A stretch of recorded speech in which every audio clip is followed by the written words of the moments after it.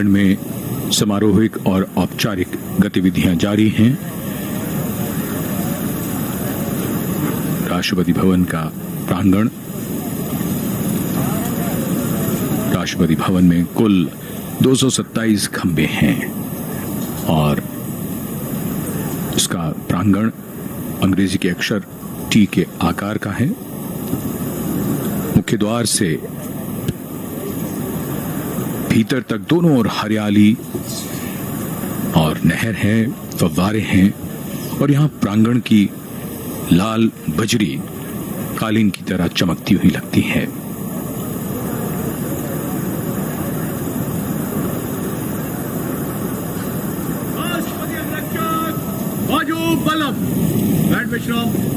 प्रांगण के ठीक सामने जो गुंबद है वही दरबार हॉल का गुंबद, जो दूर से ही राष्ट्रपति भवन की पहचान। बलुआ पत्थर के बने खंभों के ऊपर चारों कोनों पर घंटियों को उकेरा गया है और भव्य और शानदार इमारत राष्ट्रपति भवन, देश के प्रथम नागरिक का आधिकारिक निवास। The work of democracy is hard, the progress of democracy is uneven, and the only path of democracy is through inclusion. Today we walk the talk of inclusion, diversity, and possibilities. As Srimati Draupadi Murmu will take oath as India's 15th President.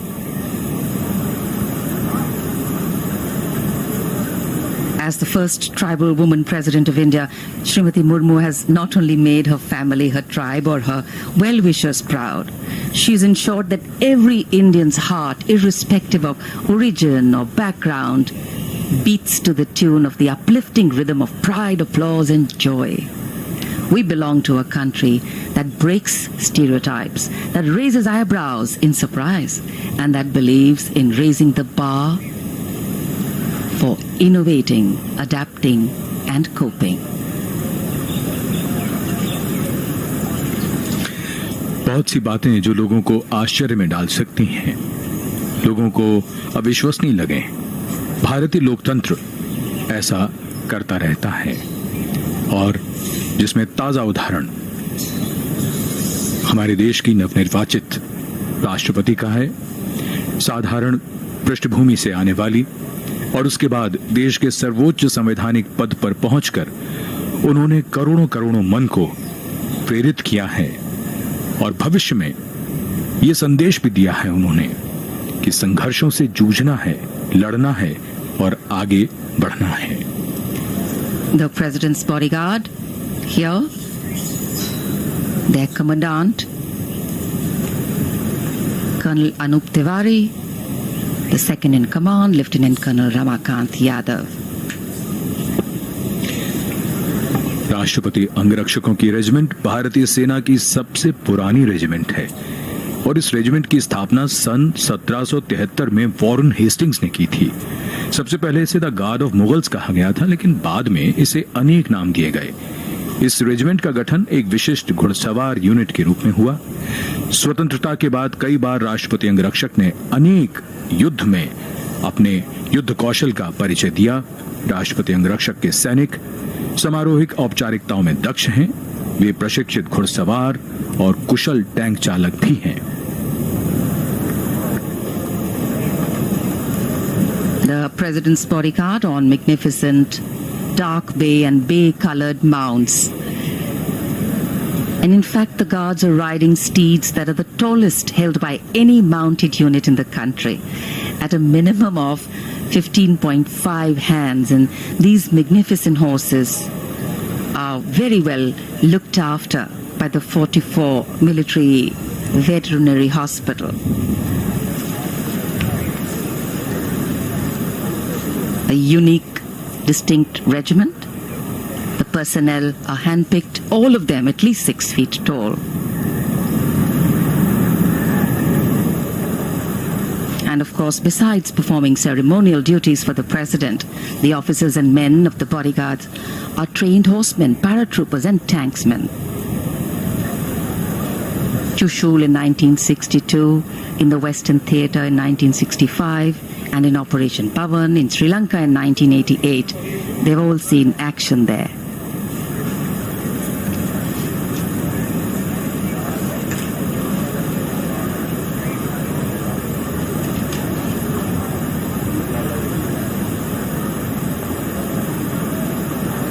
The flag fluttering high, indicating that the president is in Rashtrapati Bhavan in residence.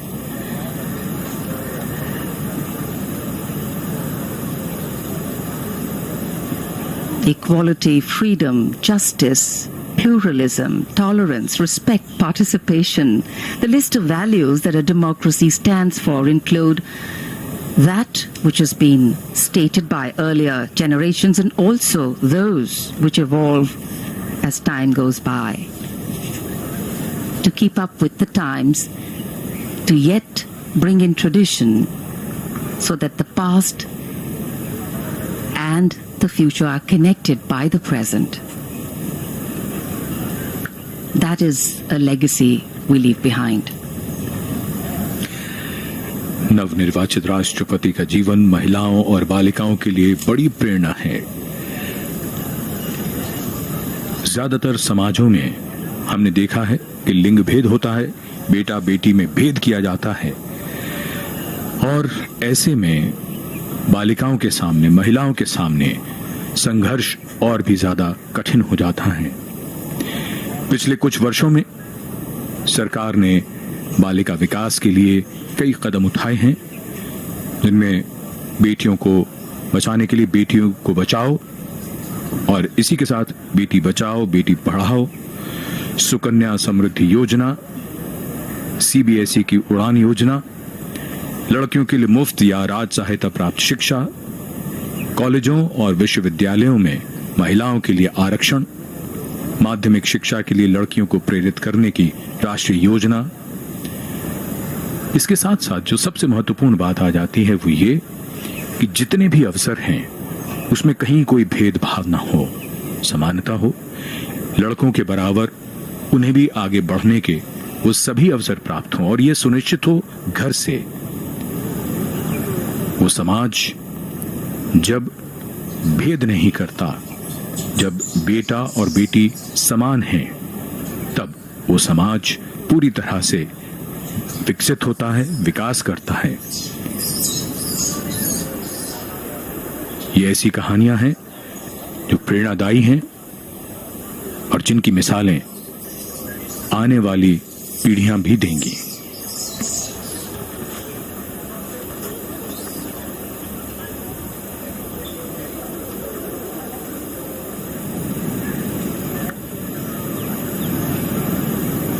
In a short while from now, we shall see the arrival here at the forecourt of the President, Shri Ramnath Kovind, and the President-elect, Srimati Draupadi Murmu.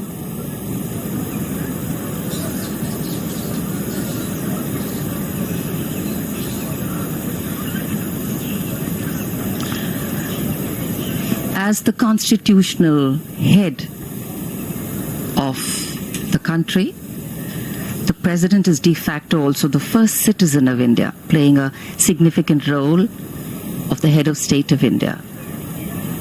The President is also the Supreme Commander of the 3 Indian Armed Forces.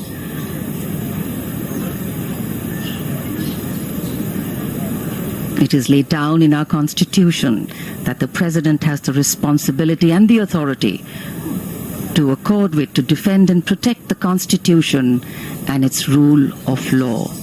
The Constitution, which is the basis of our democracy. The Constitution, which shows us the way whenever we tend to get lost. The Constitution, which ensures the values of dignity for all, equality, equity, brotherhood, fraternity, and justice.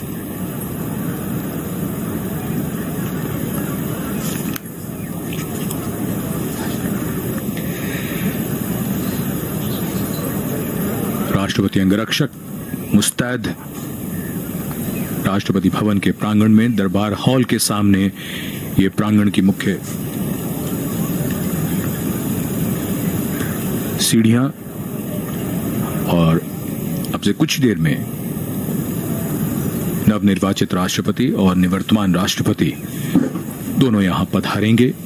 उसके बाद उन्हें राष्ट्रीय salute दिया जाएगा और फिर वो प्रस्थान करेंगे संसद भवन के केंद्रीय कक्ष की ओर। ये दृश्य राष्ट्रपति भवन की ओर से और यहां दरबार हॉल में निवर्तमान राष्ट्रपति और नवनिर्वाचित राष्ट्रपति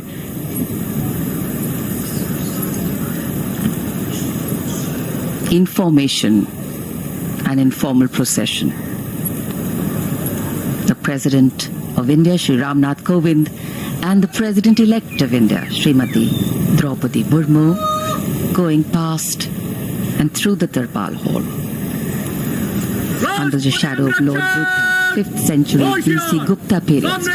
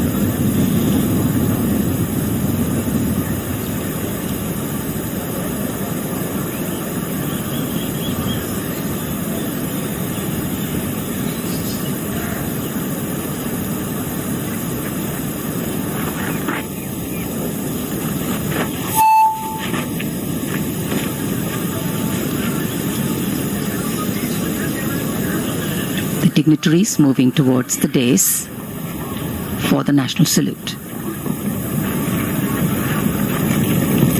राष्ट्रपति अंगरक्षक सलामी देगा राष्ट्रीय सैल्यूट पदक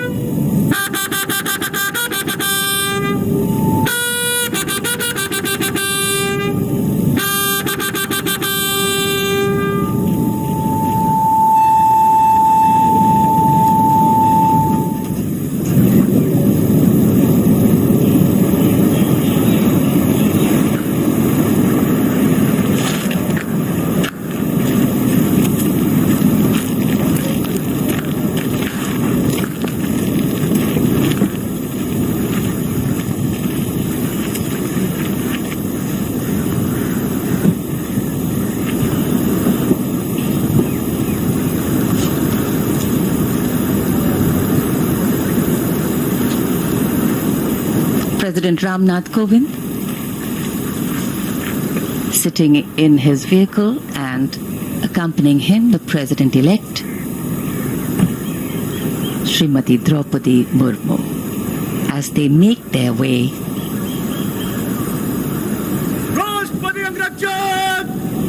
towards Parliament House.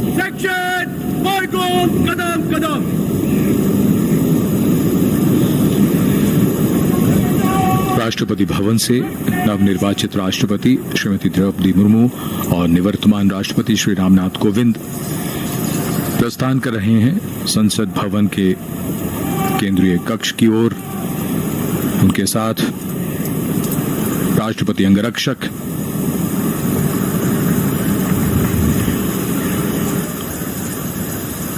विशाल भव्य राष्ट्रपति भवन के प्रांगण से ये काफिला अब धीरे धीरे राष्ट्रपति भवन के मुख्य द्वार की ओर बढ़ता हुआ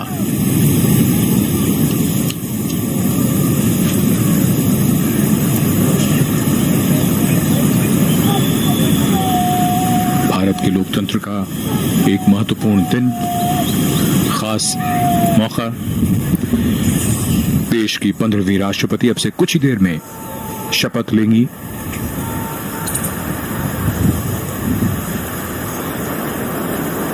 रायसीना पहाड़ी पर बना विशाल और भव्य राष्ट्रपति भवन, जिसकी नींव सन 1911 में रखी गई थी और इसी के जयपुर कॉलम के नजदीक से गुजर रहा है ये काफिला, जो अग्रसर है संसद भवन की ओर। The President's limousine is escorted by the President's bodyguard, proceeding to gate number 5 of Parliament House. In fact, the 6 Sikh will turn out guard at the southern side of the Jaipur column for departure. Commanding Officer Colonel S.K. Mohanty,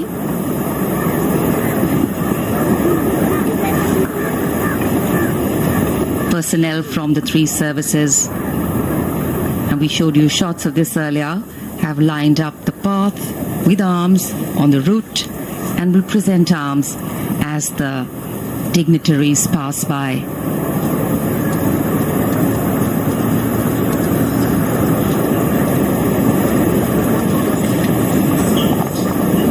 Rashtrapati Bhavan की भव्यता, प्रांगण दोनों ओर नहर और फव्वारे, और काफिला धीरे धीरे मुख्य द्वार की ओर बढ़ता हुआ।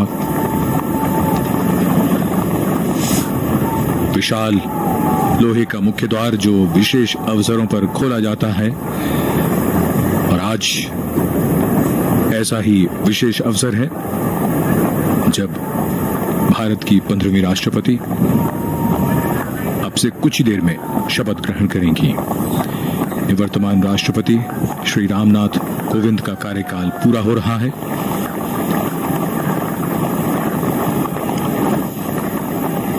और ये काफिला धीरे धीरे रायसीना पहाड़ी से अब विजय चौक की ओर बढ़ता हुआ, वहां से बाईं ओर संसद भवन है जो गंतव्य है इस काफिले का।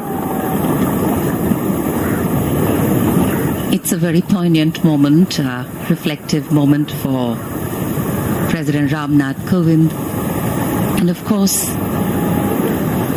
a joyous and celebratory moment for Srimati Murmu, but also knowing that she has a task ahead and to serve the country to the best of her ability. The guard and personnel from the 3 services lining the path with the fundamental responsibility of maintaining the integrity of the Constitution of India. The President of the largest democracy in the world is vested with specific legislative and judicial and financial powers, among many others, to ensure that the sanctity of the Constitution is upheld. And Indian democracy is the result of the great gift our founding fathers gave us. The gift of a constitution that, other than being the longest written constitution in the world, holds in its embrace the firmness to provide us solid and strong roots, and the liberalism to give us wings to grow, fly, and change. And as we await the swearing-in ceremony of India's 15th president to take place, Srimati Draupadi Murmu will soon hold with her the sacred responsibility of maintaining the integrity of this constitution as the new president of India. ये काफिला रायसीना पहाड़ी से विजय चौक की ओर बढ़ता हुआ, और दोनों ओर तीनों सेनाओं के पर्सनल पूरे मार्ग में। बहुत ही खास अवसर, देश के राष्ट्रपति संवैधानिक प्रमुख होते हैं, तीनों सेनाओं के सर्वोच्च कमांडर होते हैं और देश के प्रथम नागरिक होते हैं। बहुत ही खास अवसर जब एक राष्ट्रपति का कार्यकाल पूरा हो रहा है और नई राष्ट्रपति इस पद की जिम्मेदारी अब से कुछ देर में ग्रहण करेंगी।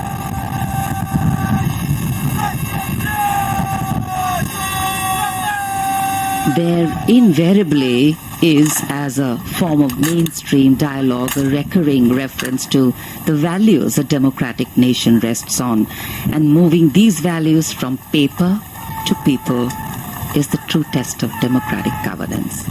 Srimati Murmu, as she will shortly take oath today, will be wanting to ensure that she centers her tenure around these values and principles. The values and principles that she has always held dear, in sync with the form of governance she sits atop as its constitutional head.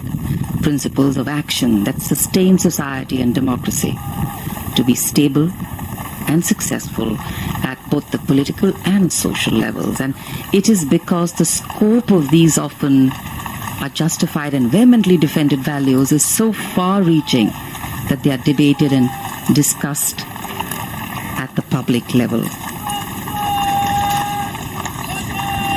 The President's limousine on its way to gate number 5.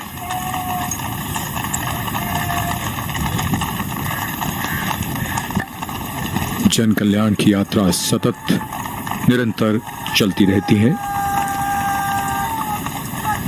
भारतीय लोकतंत्र के लिए एक बेहद शानदार दिन, जहां सर्वोच्च संवैधानिक पदों पर किस तरीके से हस्तांतरण होता है, ये इसके हम सब गवाह बन रहे हैं, साक्षी बन रहे हैं। और ये हमारे लोकतंत्र की, हमारी लोकतांत्रिक विरासत की ये खूबसूरत तस्वीर।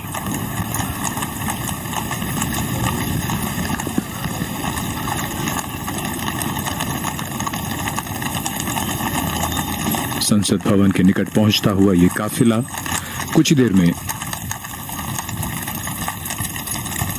संसद भवन के गेट नंबर 5 पर पहुंचेगा।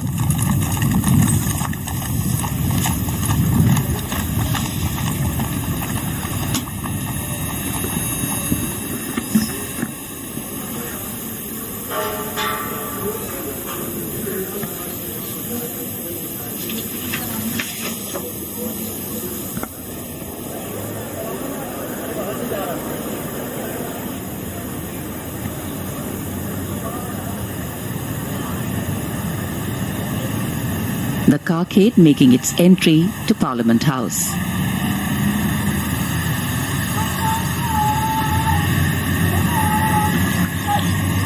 संसद भवन में दाखिल होता हुआ ये काफिला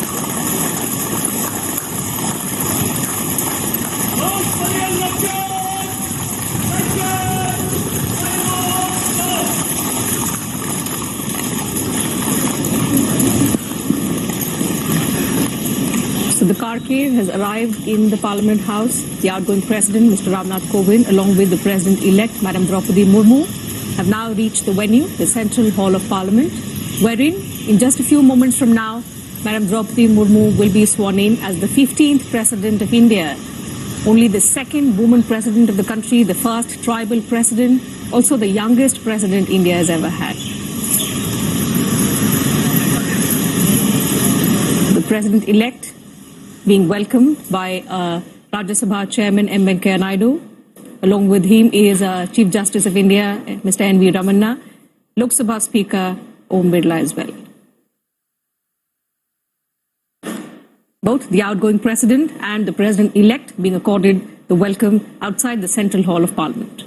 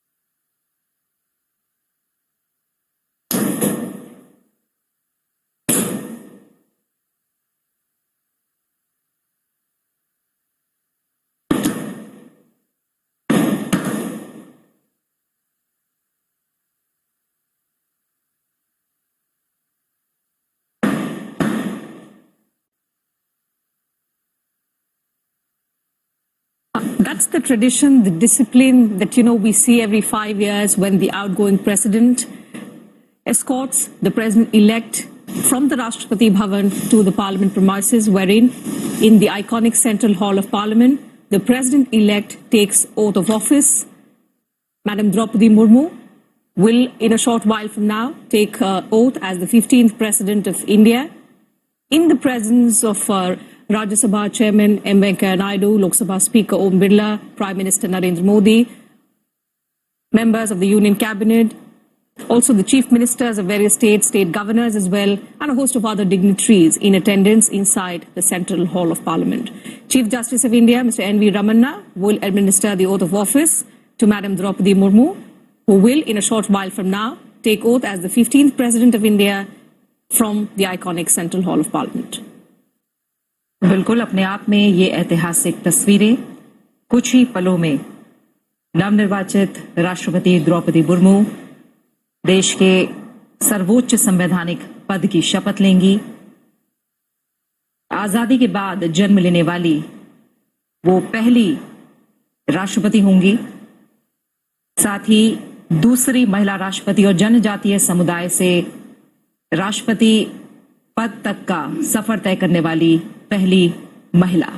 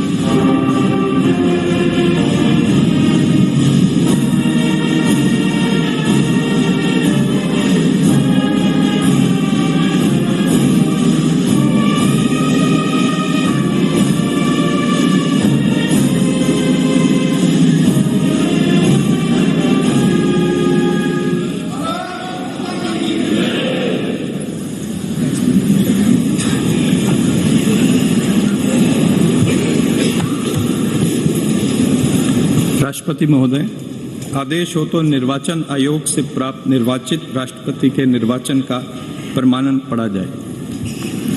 यतः भारत के संविधान के अनुच्छेद 324 द्वारा भारत के राष्ट्रपति के पद के निर्वाचन का अधीक्षण, निर्देशन और नियंत्रण भारत निर्वाचन आयोग में निहित है और यतः श्री रामनाथ कोविंद की पदावधि का अवसान वर्ष 2022 के जुलाई मास के 24वें दिन तदनुसार शक संवत के वर्ष 1944 के श्रावण मास के दूसरे दिन होने के लिए नियत है और यतः भारत के राष्ट्रपति के पद को भरने के लिए संविधान तथा राष्ट्रपतीय और उपराष्ट्रपतीय निर्वाचन अधिनियम 1952 के उपबंधों और तदधीन बनाए गए नियमों और आदेशों के अनुसार निर्वाचन करा लिया गया है तथा परिणाम घोषित कर दिया गया है। अब इसलिए भारत निर्वाचन आयोग एतद द्वारा प्रमाणित करता है कि श्रीमती द्रौपदी मुर्मू वर्ष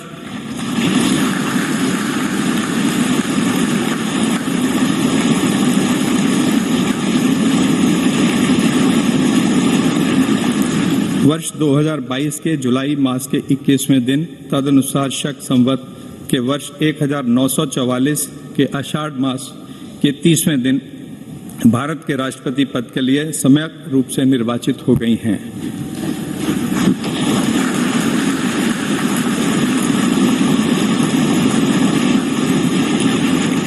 भारत गणराज्य के 73वें वर्ष में हमारे हस्ताक्षर और भारत निर्वाचन आयोग की मोहर से वर्ष 2022 के जुलाई मास के इस 21वें दिन तदनुसार शक संवत के वर्ष 1944 के आषाढ़ मास के 30वें दिन प्रदत्त किया गया।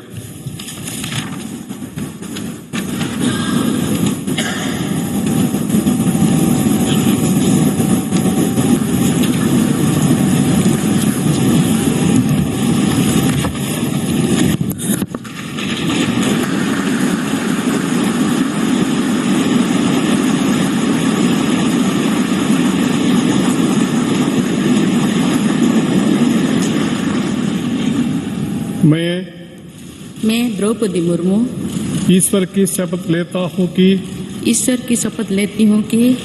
मैं श्रद्धापूर्वक भारत के राष्ट्रपति के पद का कार्यपालन करूंगी तथा अपनी पूरी योग्यता से संविधान और विधि का परिरक्षण, संरक्षण और प्रतिरक्षण करूंगी और मैं भारत की जनता की सेवा और कल्याण में निरत रहूंगी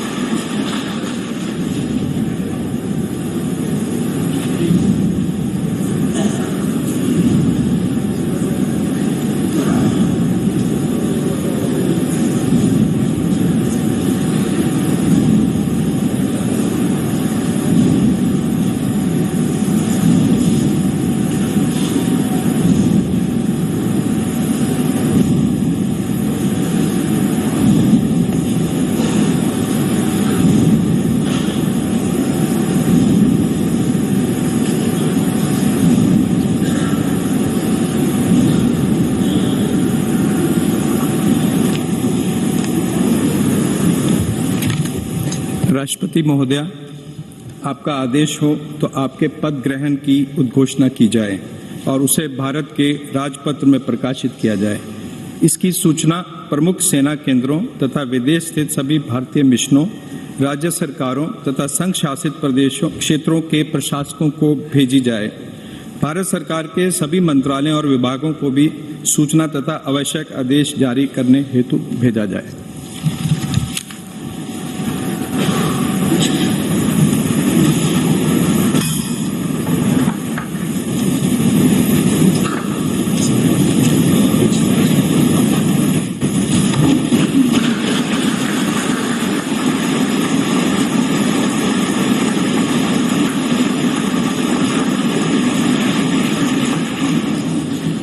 श्री रामनाथ कोविंद जी, उपराष्ट्रपति श्री एम वेंकैया नायडू जी, प्रधानमंत्री श्री नरेंद्र मोदी जी, लोकसभा के स्पीकर श्री ओम बिरला जी, चीफ जस्टिस एन.वी. रमन्ना जी, सम्मानित सांसदगण, अन्य महानुभावों, देवियों और स्वजनों तथा मेरे प्यारे देशवासियों, सभी को जोहार।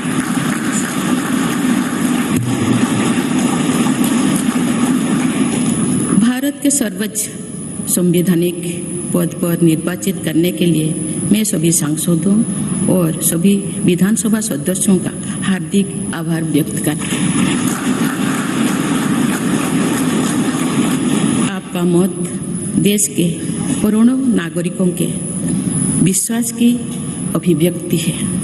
मैं भारत के समस्त नागरिकों की आशा, आकांक्षा और अधिकारों की प्रतीक इस पवित्र संसद से सभी देशवासियों का पूरी विनम्रता से अभिनंदन करता हूं।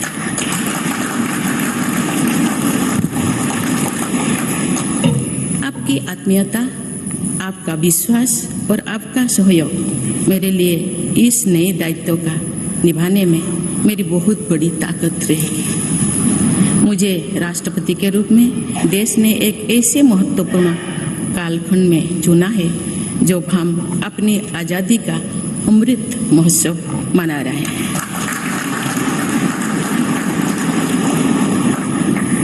आज से कुछ दिन बाद ही देश अपनी स्वाधीनता के 75 वर्ष पूरी करेगा। ये भी एक संयोग है कि जब देश अपनी आज़ादी के 50वें वर्ष का पर्व मना रहा था तभी मेरे राजनीतिक जीवन की शुरुआत हुई थी। और आज आज़ादी के 75वें वर्ष में मुझे ये नया दायित्व मिला है। इस ऐतिहासिक समय में जब भारत अगले 25 वर्षों के विजन को हासिल करने के लिए पूरी ऊर्जा से जुटा हुआ है, मुझे ये जिम्मेदारी मिलना मेरा बहुत बड़ा सौभाग्य है। मैं देश की ऐसी पहली राष्ट्रपति भी हूँ जिसका जन्म आजाद भारत में हुआ है। हमारे स्वाधीनता सेनानियों ने आजाद हिंदुस्तान के हम नागरिकों से जो अपेक्षाएं की थी उनकी पूर्ति के लिए इस अमृत काल में हमें तेज गति से काम करना होगा।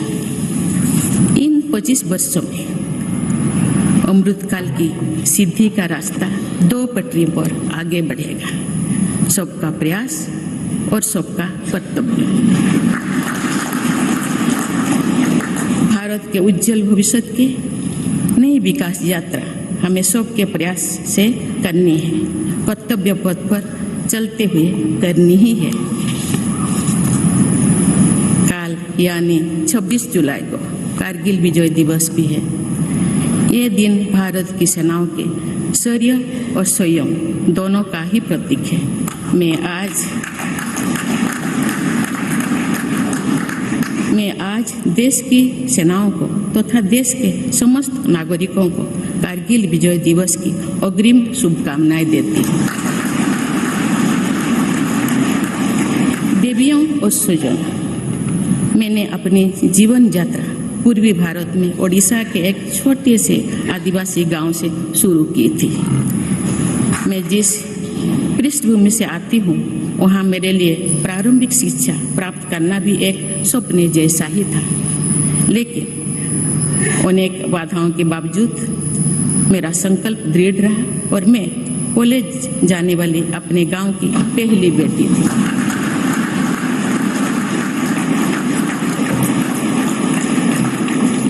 मैं जनजातीय समाज से हूँ और वार्ड काउंसिलर से लेकर भारत की राष्ट्रपति बनने तक का अवसर मुझे मिला है। ये लोकतंत्र की जननी भारतवर्ष की महानता है। ये हमारे लोकतंत्र की ही शक्ति है कि उसमें एक गरीब घर के पैदा होने बेटी, दूर सुदूर आदिवासी क्षेत्र में पैदा हुई बेटी भारत के सर्वोच्च संवैधानिक पद तक पहुंच सकती है।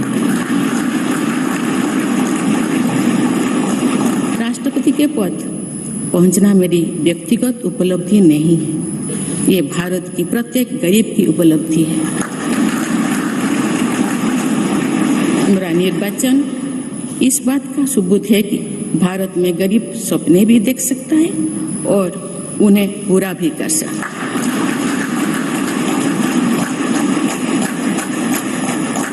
और ये मेरे लिए बहुत संतोष की बात है कि जो सदियों से वंचित रहे, जो जीवन विकास के लाभ से दूर रहे, वे गरीब, दलित, पिछड़े तथा आदिवासी मुझे ये अपना प्रतिबिंब देख सकते हैं।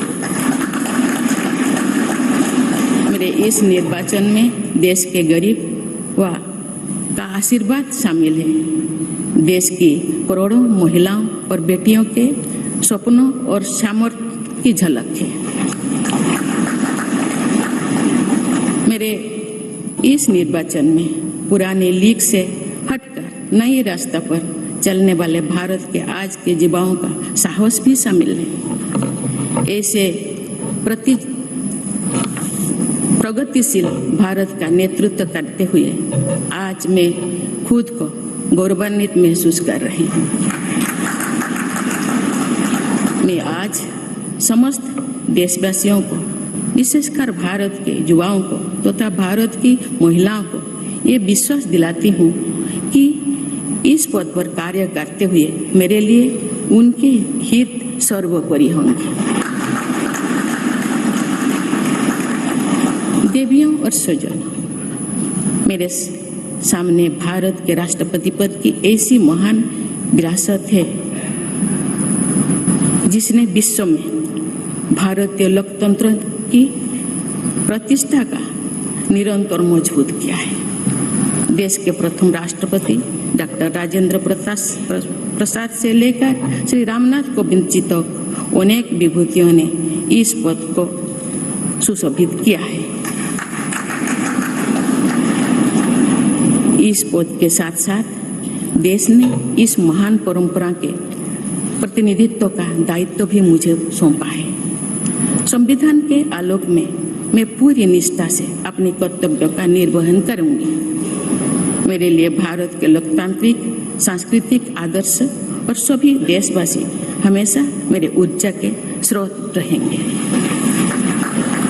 देवियों और स्वजनों, हमारे संवैधानिक संग्राम में, स्वाधीनता संग्राम में एक राष्ट्र के तौर पर भारत की नई यात्रा की रूपरेखा तैयार की है।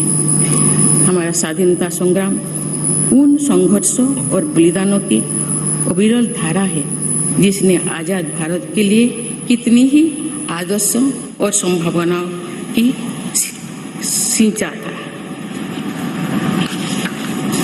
पूज्य बापू ने हमें स्वराज, स्वदेशी, स्वच्छता और सत्याग्रह द्वारा भारत के सांस्कृतिक आदर्शों की स्थापना का मार्ग दिखाया था।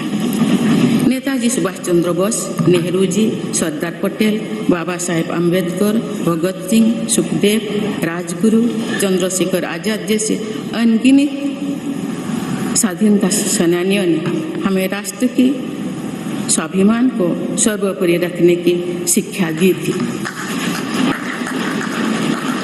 रानी लक्ष्मीबाई, रानी वेलु नाचियार, रानी गाईदिन्लु और रानी चेन्निमा जैसी अनेकों वीरांगनाओं ने राष्ट्र इच्छा और राष्ट्र निर्माण में नारी शक्ति की भूमिका को नई ऊर्जा दी है। संथाल क्रांति, पाइक क्रांति से लेकर कोल क्रांति और भील क्रांति ने स्वतंत्रता संग्राम में आदिवासी योगदान को और सशक्त किया। सामाजिक उत्थान एवं देश प्रेम के लिए धरती आबा भगवान बिरसा मुंडा जी के बलिदान से हमें प्रेरणा मिली थी। मुझे खुशी है कि आजादी की लड़ाई में जनजातीय समुदाय के योगदान को समर्पित अनेक म्यूजियम देश भर में बनवाया जा रहा है। देवियों और स्वजनों, एक संसदीय लोकतंत्र के रूप में 75 वर्ष में भारत ने प्रगति के संकल्प को सहभागिता एवं सर्वसम्मति से आगे बढ़ाया है। विविधताओं से भरे अपने देश में हम अनेक भाषा, धर्म, संप्रदाय, खान पान, रहन सहन, रीति रिवाजों का अपनाते हुए एक भारत श्रेष्ठ भारत के निर्माण में सक्रिय है। आजादी के 75वें वर्ष के अवसर पर आया है अमृतकाल। भारत के लिए नए संकल्पों का कालखंड है। आज मैं इस नए युग के स्वागत में अपने देश को नई सोच के साथ तत्पर और तैयार देख रही हूँ। भारत आज हर क्षेत्र में विकास का नया अध्याय जोड़ रहा है। कोरोना महामारी के वैश्विक संकट का सामना करने में भारत ने जिस तरह का सामर्थ्य दिखाया है, उसने पूरे विश्व में भारत की साख बढ़ाया है।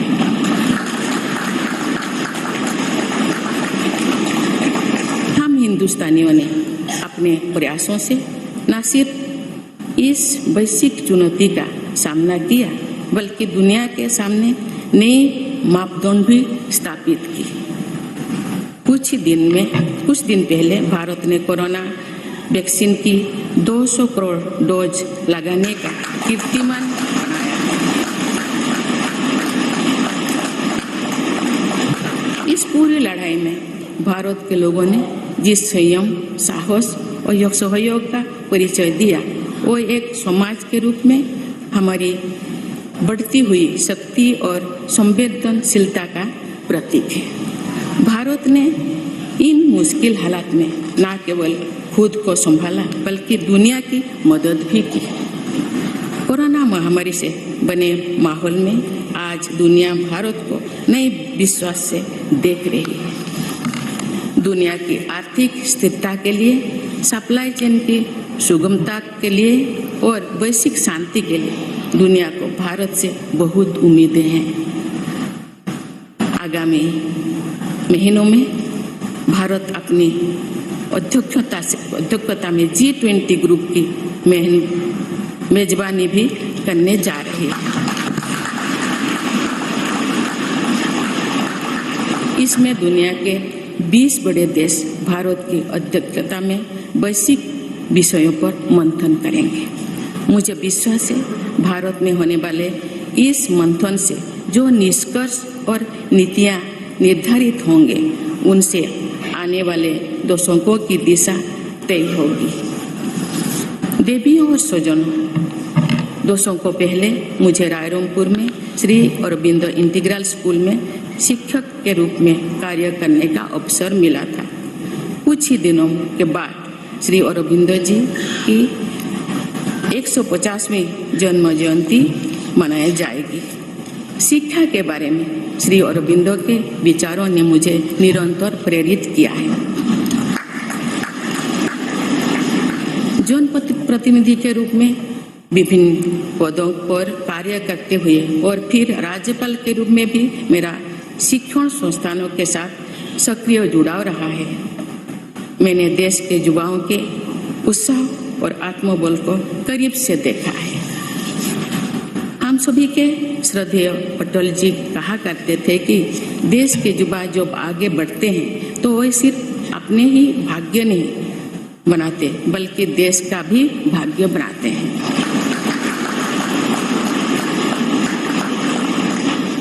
आज हम इसे सोच होते देख रहे हैं।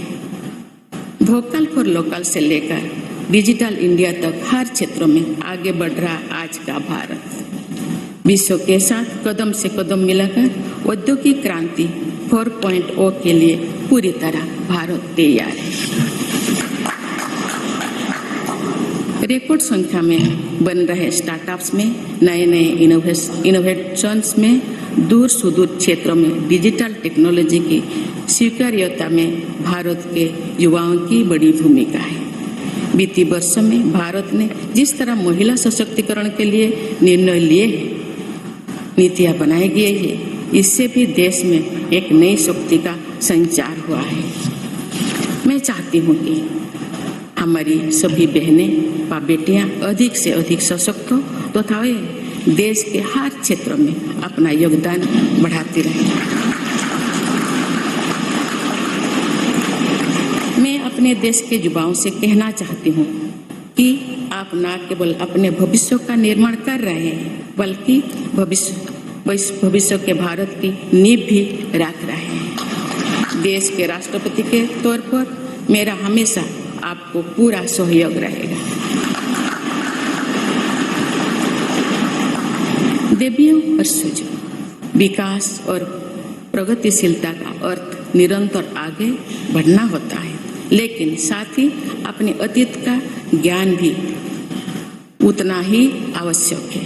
आज जब विश्व सस्टेनेबल प्लैनेट की बात कर रहे हैं तो उसमें भारत की प्राचीन परंपराओं, हमारे अतीत की सस्टेनेबल लाइफस्टाइल की भूमिका और बढ़ जाती है।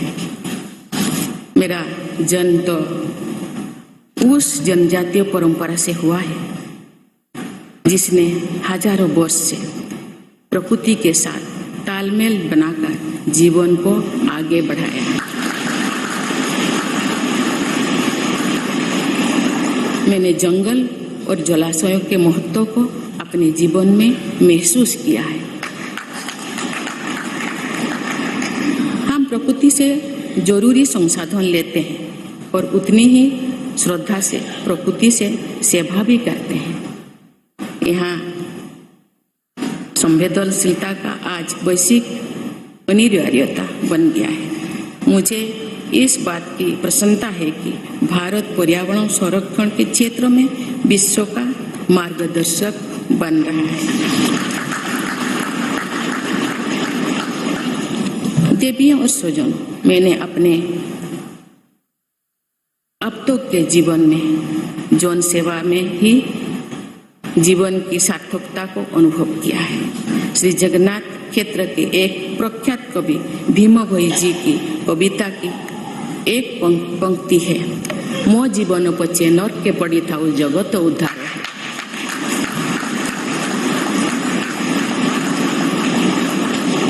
अर्थात अपने जीवन के हित और हित से बड़ा जगत कल्याण के लिए कार्य करना होता है।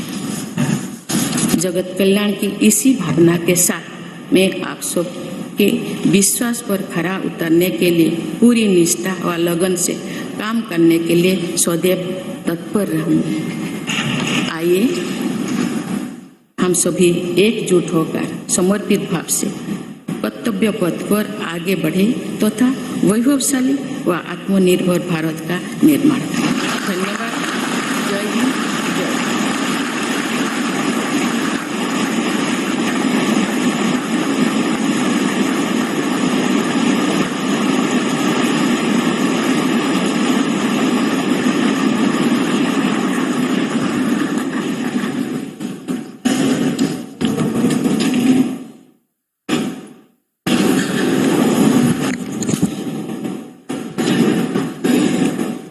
Honorable President, Srimati Draupadi Murmu ji, respected Sri Ramnath Kovind ji, Prime Minister Sri Narendra Bhai Modi ji, Speaker of Lok Sabha Sri Om Birla ji, Chief Justice of India Sri N.V. Ramana ji, respected parliamentarians, other dignitaries, brothers and sisters, and my dear fellow citizens, Namaskar.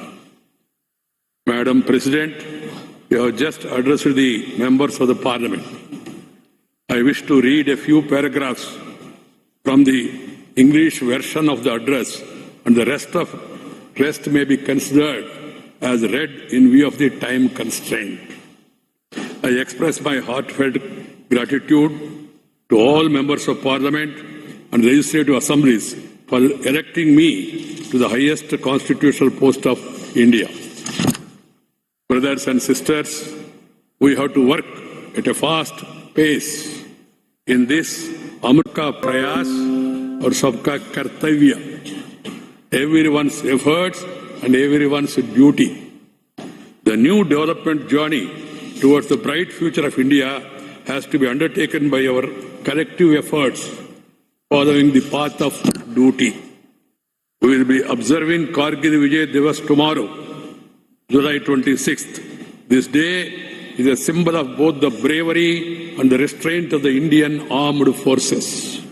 Today, I extend my best wishes in advance to the armed forces of the country and to all the citizens of India. Brothers and sisters, growth and progress mean continuously marching ahead. But equally important is awareness about one's past. Today, when the world is talking about sustainable planet, the role of India's ancient traditions and sustainable lifestyle becomes more important. I was born in the tribal tradition which has lived in harmony with the nature for thousands of years. I have realized the importance of forests and water bodies in my life. We take necessary resources from nature and serve nature with equal reverence. This sensitivity has become a global imperative today. I'm happy that India is guiding the world in the field of environmental protection. Brothers and sisters, in my life so far, I have realized the meaning of life only through public service. There is a line from the poem of Bhim Bhoi Ji, the famous poet of Sri Jagannath Kshetra. Mo jibana bacche, narke paditao, jagata uddar hev. That is, working for the welfare of the world is far greater than one's own interest. With the spirit of welfare of the world, it always be ready to work. All of us, with full devotion and dedication, to live up to the trust you all have reposed in me. Let us all unite and move forward on the path of duty with a dedicated spirit to build a glorious and self-reliant India. Thank you. Jai Hind.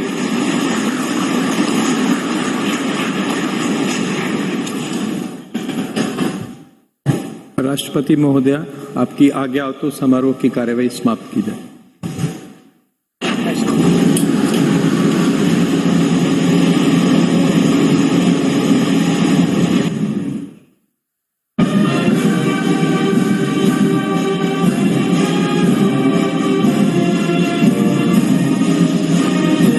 which has been stated by earlier generations and also those which evolve as time goes by. To keep up with the times, to yet bring in tradition so that the past and the future are connected by the present. That is a legacy we leave behind. नवनिर्वाचित राष्ट्रपति का जीवन महिलाओं और बालिकाओं के लिए बड़ी प्रेरणा है।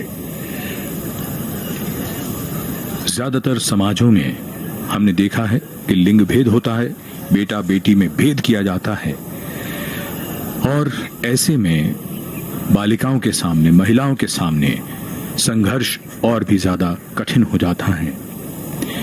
पिछले कुछ वर्षों में सरकार ने बालिका विकास के लिए कई कदम उठाए हैं, जिनमें बेटियों को बचाने के लिए बेटियों को बचाओ और इसी के साथ बेटी बचाओ बेटी पढ़ाओ, सुकन्या समृद्धि योजना, सीबीएसई की उड़ान योजना, लड़कियों के लिए मुफ्त या राज सहायता प्राप्त शिक्षा, कॉलेजों और विश्वविद्यालयों में महिलाओं के लिए आरक्षण,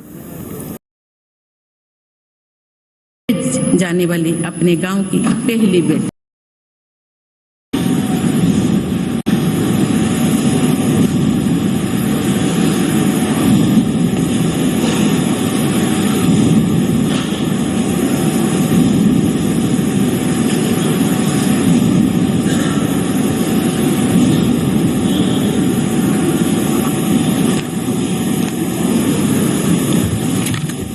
राष्ट्रपति महोदया, आपका आदेश हो तो आपके पद ग्रहण की उद्घोषणा की जाए और उसे भारत के राजपत्र में प्रकाशित किया जाए। इसकी सूचना प्रमुख सेना केंद्रों तथा विदेश स्थित सभी भारतीय मिशनों, राज्य सरकारों तथा संघ शासित प्रदेशों क्षेत्रों के प्रशासकों को भेजी जाए। भारत सरकार के सभी मंत्रालयों और विभागों को भी सूचना तथा आवश्यक